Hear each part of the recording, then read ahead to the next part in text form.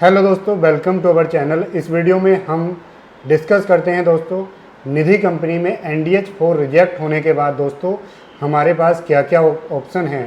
क्या हमें दोस्तों कंपनी को स्ट्राइक ऑफ कराना ही होगा या फिर कुछ और भी ऑप्शन हैं। क्योंकि दोस्तों काफ़ी लोगों का ये कहना है कि सर निधि कंपनी का हमारा NDH4 रिजेक्ट हो गया है तो क्या हम सिर्फ क्लोज ही कराएं, क्या सर हम क्लोजिंग कराने में और ख़र्चा इसमें लगाएं, क्या कोई और ऑप्शन है सर इस केस में। तो दोस्तों इसी बारे में हम डीप में डिस्कस करेंगे। तो दोस्तों जब भी आपका NDH4 रिजेक्ट हो जाता है, चाहे आपकी कंपनी ओल्ड रूल के अकॉर्डिंग रजिस्टर्ड थी, चाहे आपकी कंपनी न्यू रूल्स के अकॉर्डिंग रजिस्टर्ड थी, यानी कि अप्रैल 2022 के बाद रजिस्टर हुई थी, तो दोस्तों दोनों ही केसेस में सेम सिचुएशन हमारे पास आ जाती है। अगर अब आपकी कंपनी ओल्ड रूल के अकॉर्डिंग रजिस्टर्ड थी तो दोस्तों जिस दिन आपका NDH4 रिजेक्ट हो गया उस दिन से आपको डिपॉजिट लेना बंद कर देना है और आपको दोस्तों न्यू लोन देना भी बंद कर देना है। ठीक है, नो न्यू लोन और नो न्यू डिपॉजिट मतलब काम बंद कर देना है, लेकिन जो हमने डिपॉजिट ले रखी है पहले से वो हमें रिटर्न करनी है और जो हमने लोन दोस्तों दे रखा है वो हमें रिटर्न करना है। ठीक है, और जब तक डिपॉजिट हमारी जीरो ना हो जाए, लोन हमारा जीरो ना हो जाए, तब तक हम अपनी कंपनी को चला सकते हैं। यानी कि हम नया बिजनेस नहीं ले सकते, लेकिन जो पुराना चल रहा है उसको रिकवर करने तक कर सकते हैं। अभी तक यही प्रोविज़न है। अब वो उसमें कितने टाइम तक चला सकते हैं दोस्तों, अगर हमने लोन अपना 5 साल के लिए दे रखा है और 2 साल हो गए, 3 साल बाकी हैं, तो 3 साल तक हम अपनी कंपनी को चला सकते हैं। चलाने के बीच में हमें क्या क्या कंप्लाइंस करने होंगे दोस्तों, हमें सभी कंप्लाइंस करने होंगे। NDH3 जो हाफ ईयरली रिटर्न है हमें हर 6 महीने में वो फाइल करनी है। हर 6 महीने में बताना है कि पहले हमारा डिपॉजिट और लोन इतना था, अब इतना हमारा रिकवर हो चुका और डिपॉजिट हमने इतनी रिटर्न कर दी है, अब 6 महीने बाद इतना हो गया। हर 6 महीने में हमें गवर्नमेंट को अपडेट करते रहना है। ठीक है, audit ITR ROC filing regular करते रहना है। ठीक है, जब तक ROC की साइड से बंद करने के रिगार्डिंग कोई वो ना आए तो दोस्तों आपको ये करते रहना है। ठीक है, अगर ROC का कोई नोटिस आता भी है तो आप उन्हें रिप्लाई कर सकते हैं कि सर हमारा अभी लोन चल रहा है, हमारी डिपॉजिट चल रही है, हम लोग रेगुलर NDH3 फॉर्म फाइल कर रहे हैं।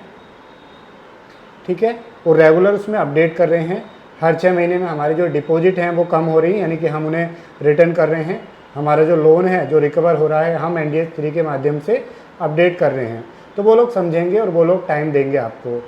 ठीक है, अभी आज की डेट में ये सिचुएशन है।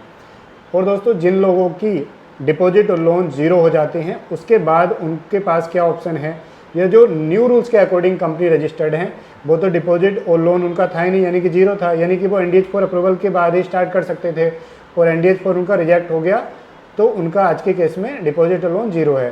तो वो आज ऐसी सिचुएशन है, ऐसे मतलब सिचुएशन में हैं जो कि पुरानी वाली कंपनी लोन और डिपॉजिट जीरो होने के बाद सिचुएशन में होंगे। तो दोनों के पास दोस्तों 2 ऑप्शन है। पहला ऑप्शन है कि अगर आप कंपनी को चलाना नहीं चाहते, चलाने का मतलब कि आप कोई भी बिजनेस करना नहीं चाहते हैं, तो आप स्ट्राइक ऑफ में जा सकते हैं। प्रॉपर रीजन और प्रॉपर फाइलिंग अगर आपकी अप टू डेट है तो आप दोस्तों स्ट्राइक ऑफ में जा सकते हैं। ठीक है, सेकेंड ऑप्शन दोस्तों सबसे इम्पोर्टेंट है कि ये कंपनी है निधि कंपनी। अगर आपका NDH4 रिजेक्ट हो जाता है, डिपॉजिट लोन आपके जीरो हैं, तो दोस्तों आप इस कंपनी का नेम चेंज कर सकते हैं और ऑब्जेक्ट चेंज कर सकते हैं और इस कंपनी को एक नॉर्मल पब्लिक कंपनी बना सकते हैं। ठीक है, यानी कि अगर आपकी कंपनी भाग्य लक्ष्मी निधि लिमिटेड है और आपका NDH4 रिजेक्ट हो गया और आप इसका बाद में नेम चेंज करा लेंगे तो ये बन जाएगी भाग्य लक्ष्मी लिमिटेड या भाग्य लक्ष्मी टेक्नोलॉजी लिमिटेड या भाग्य लक्ष्मी ट्रेडिंग लिमिटेड, मतलब जो भी नाम आप चाहेंगे वो नाम दोस्तों चेंज हो जाएगा। और इसका जो ऑब्जेक्ट है, यानी कि MOA में जो निधि रिलेटेड डिपॉजिट लेना, लोन देना, ये सब ऑब्जेक्ट मेंशन है, वो भी दोस्तों आप चेंज कर सकते हैं। तो यहाँ पे हमारे पास दूसरा ऑप्शन हो गया है कि भैया हम निधि कंपनी को क्लोज ना करके इसका नाम और ऑब्जेक्ट चेंज करा सकते हैं और इसको किसी और बिजनेस के लिए हम यूज कर सकते हैं। ठीक है, जैसे कि अगर आप मतलब अदर देन फाइनेंस बिजनेस, आप किसी भी बिजनेस में इस कंपनी को दोस्तों यूज कर सकते हैं। उसी के अकॉर्डिंग आपको कंपनी का नाम, क्योंकि हर निधि कंपनी के नाम में निधि वर्ड लगा हुआ है, तो वो नाम दोस्तों आपको चेंज करना होगा 101%। ऑब्जेक्ट भी आपको दोस्तों चेंज करना होगा 100%। ठीक है। तो जिस भी फील्ड में चाहें आप, आईटी में जाना हो, ठीक है, e commerce, IT, software development, या आप ट्रेडिंग करना चाहते हैं, मतलब cell purchase normal, grocery store चलाना चाहते हैं, टेक्नोलॉजी की कंपनी है, फर्नीचर की कंपनी है, अपनी आप रेंट का बिजनेस है, किसी भी काम में उसको यूज ले सकते हैं अदर देन फाइनेंशियल वर्क, ठीक है। तो आप जो है नाम चेंज कर सकते हैं। नाम चेंज करने का दोस्तों नॉर्मल प्रोसेस है, जो एक नॉर्मल पब्लिक कंपनी का होता है, ठीक है। आपको NDH फॉर रिजेक्शन लेटर और प्रॉपर वहाँ पर डॉक्यूमेंट बना करके अटैच करना है। और दोस्तों ऑब्जेक्ट और नाम आप एक साथ भी चेंज कर सकते हैं, ठीक है। तो आपके पास क्लोज करने के अलावा ये एक और ऑप्शन बन गया है कि आप अपनी कंपनी को किसी और पर्पज़ के लिए भी दोस्तों यूज कर सकते हैं, या फिर आपकी कंपनी 2-4 साल पुरानी है और दोस्तों आप चाहते हैं कि हम ना चला करके कोई और उसको यूज कर ले, तो आप नाम और ऑब्जेक्ट चेंज करा करके किसी और को भी टेक ओवर करा सकते हैं। अब कुछ लोगों का एक क्वेश्चन आएगा कि सर ये क्या हम इसको प्राइवेट लिमिटेड बना सकते हैं?